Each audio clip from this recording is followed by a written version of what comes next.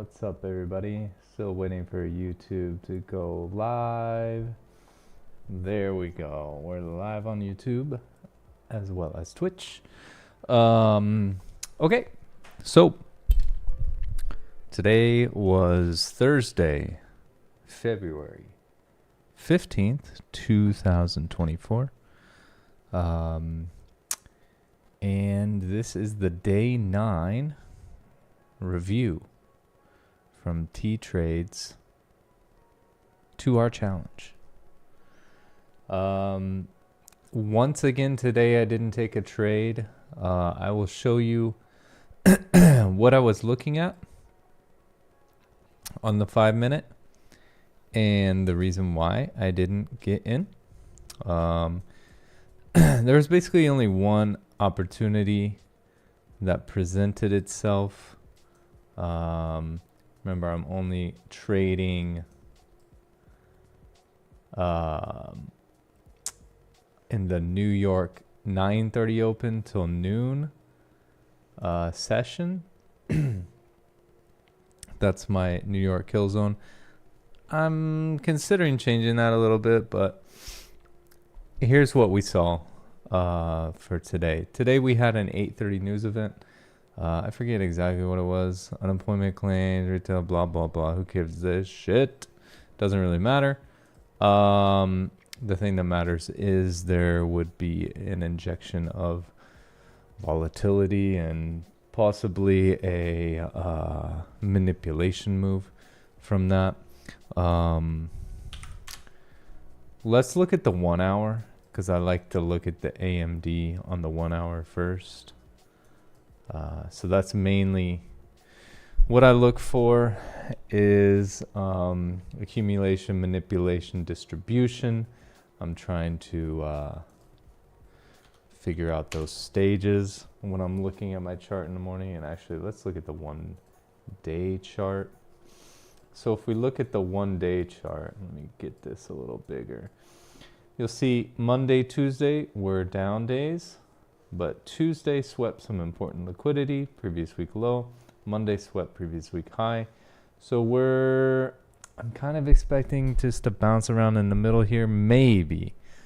However, this failed change of state delivery on the 1 day. You could consider this maybe a propulsion block right here. Has me thinking we might drift higher and higher this week, heading even through Friday.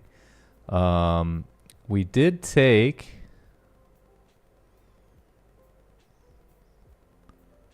Tuesday high at the end of the day. So I just noticed that. This could be a consolidation midweek rally profile. For that to play out, let's see, we had Tuesday low of the week. Oh, I'm sorry. Let me see here. We had Monday and Tuesday going down. Tuesday making a low of the week. Wednesday not taking anything. Yeah, it's a strange one. It's a strange one.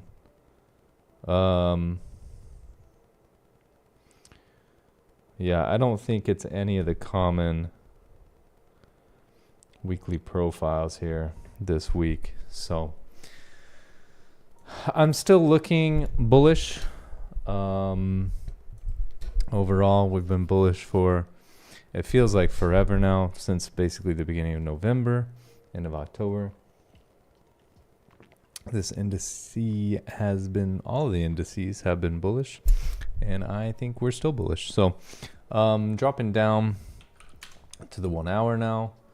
Overnight action that we had was this kind of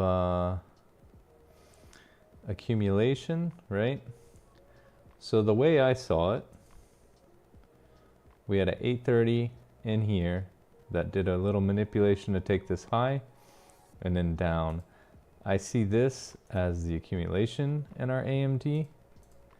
on our power of 3. I saw this as our manipulation downwards. And I was expecting a, let me see, I got my projections up. I was expecting a distribution like that. Ended up fizzling out right at basically this consolidation range again. So it didn't work exactly as I planned.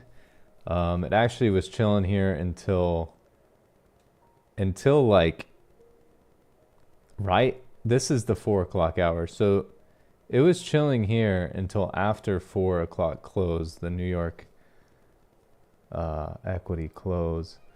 So 4 to 5, we have this hour that the futures market is still open.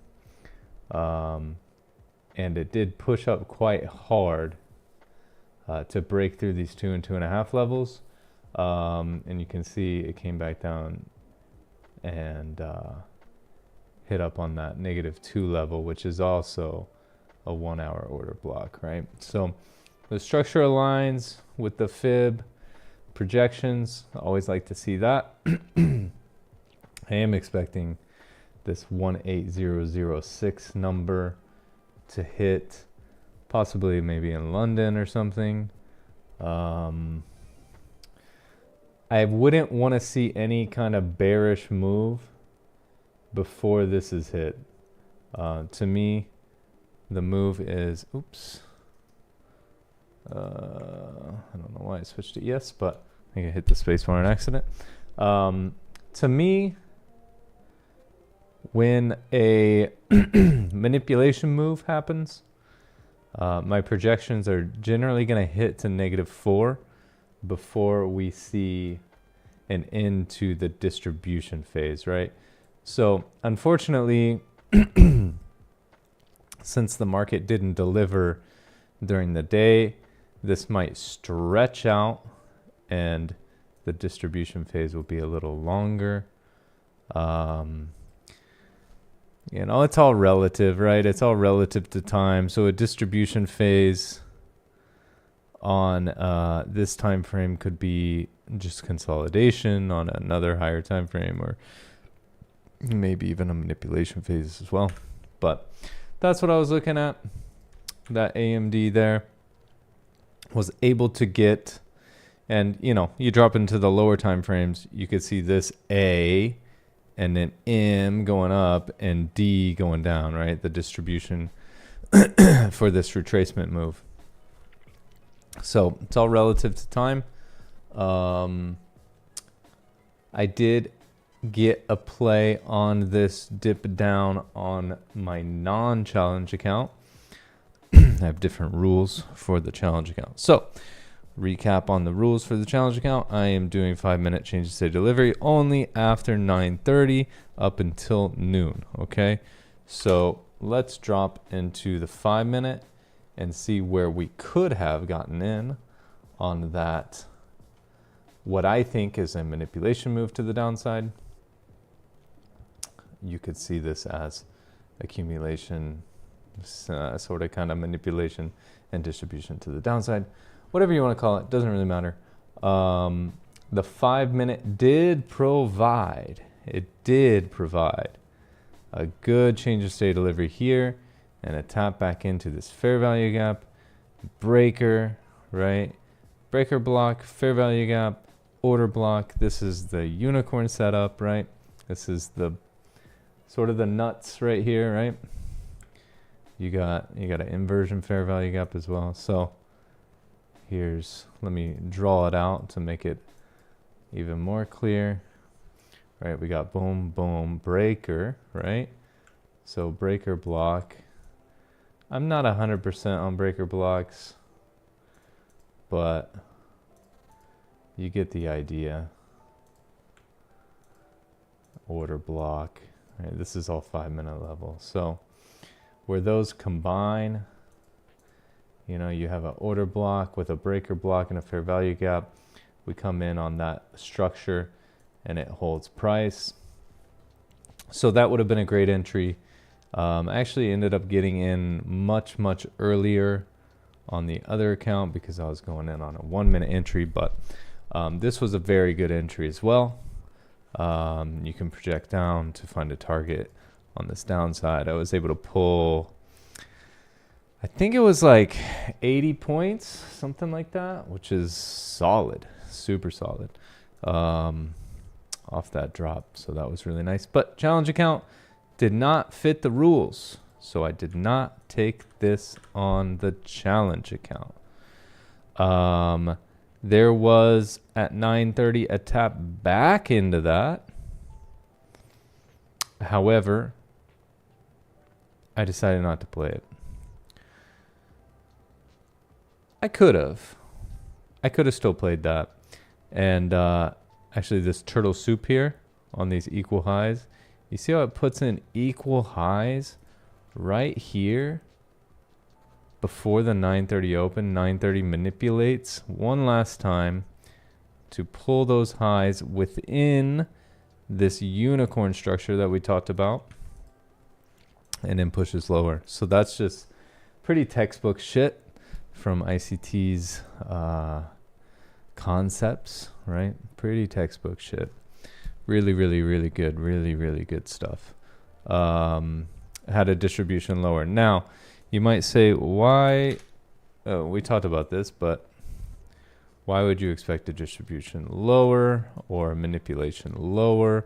Well, we never manipulated overnight, right? Yeah, sort of here. Then a push up in London. Didn't really manipulate. We have all this low resistance liquidity here on the hourly, right? We have all this stuff right here. That's easy money, right? Projections took us even lower into this order block. Yeah, pretty textbook stuff, honestly. So if we're gonna go up, obviously it's not impossible to go straight up, but you really want to see a sweep of this low resistance liquidity. And you can see here, do we have any low resistance liquidity left? Maybe this one, but it's within an order block that swept liquidity, right? So this is high resistance. This is low resistance. Take that out, and then we can move along towards our bias, which is bullish. Bullish. All right, so that's what I was looking at. If you have any questions, let me know in Discord. Once again, this is the review for the TTrades 2R challenge that he's doing for 30 days, journaling and sticking to a very set list of rules for how you want to trade. I didn't get in a trade today because it didn't really fit my rules. So no trades for a couple days now. It's all right.